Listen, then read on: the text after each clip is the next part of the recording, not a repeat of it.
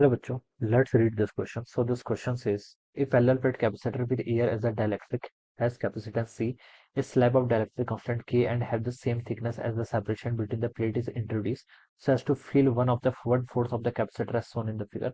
The new capacitance will be, आपको बच्चों यहाँ पर क्या बताना है, न्यू कैपेसिटेंस की वैल्यू बतानी है, ठीक है। तो चलिए इस क्वेश्चन का की कॉन्सेप्ट आप क्या लिख सकते हैं, the key concept of this question.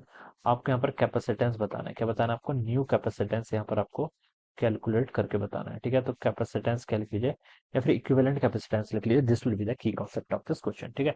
बच्चों देखिए इस तरीके से सिचुएशन आपके पास, ये आपके पास एक क्या है, प्लेट्स हैं, इनके बीच में parallel plate capacitor with air as dielectric has capacitance C. Alright, एक ओके, इसका कैपेसिटेंस कितना था, सी के इक्वल था। इनिशियली कितना कैपेसिटेंस था इसका, सी के इक्वल था, ठीक है। तो देखिए बच्चों, हम मान लेते हैं इसके जो प्लेट का एरिया है वो आपका ए के इक्वल है और इसके बीच की सेपरेशन मान लीजिए आपकी डी के इक्वल है, ठीक है। डी इसकी सेपरेशन है और इसका एरिया ऑफ ईच प्लेट कितना है, ए के इक्वल। तो अब इसका कैपेसिटेंस कितना होगा, C equal to epsilon A by D के इक्वल। ये आपको कैपेसिटेंस क्वेश्चन में डिफाइन कर रखा है। इस slab of dielectric constant K having the same thickness as the separation between the plate, thickness same है, ठीक है। यानी कि ये वाली चीज आपकी सेम होगी, ठीक है। Same thing as a separation between introduce as to fill one fourth of the capacitor. Okay, इस कैपेसिटर का वन फोर्थ का पार्ट इसने कवर कर लिया, यानी कि देखिए बच्चों, ये वाला जो एरिया है इसका, ये A/4 एरिया, इस पर आपका क्या आ गया, कोई डाइलेक्ट्रिक मीडियम आ गया, ठीक है। इसका डाइलेक्ट्रिक कांस्टेंट कितना दे रखा है, के इक्वल दे रखा है।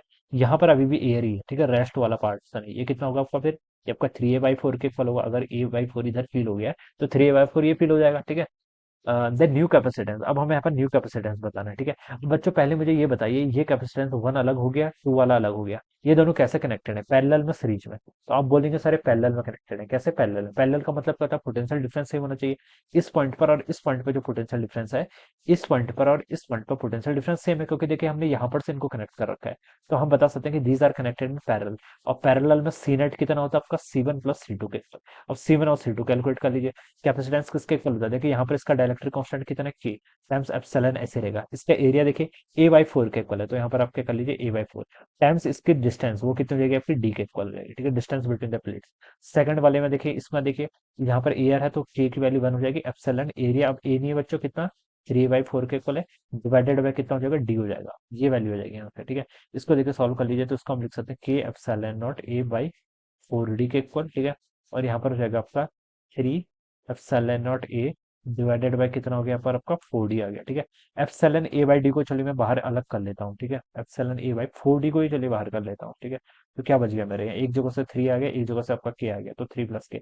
एप्सिलॉन A/D को मैं यहाँ से C लिख सकता हूँ, तो ये हो जाएगा आपका C/4 टाइम्स आपका कितना, K+3 के इक्वल। तो ये आपका नेट इक्विवेलेंट हो जाएगा, K+3 टाइम्स आपका C/4। तो ये देखिए ए ऑप्शन से मैच कर रहा है, तो ऑप्शन ए क्या होगा बच्चों, उसके करस्पॉन्डिंग यहाँ से आपका राइट आंसर हो जाएगा। Alright, so I hope you all understood this concept. All the best and thank you so much.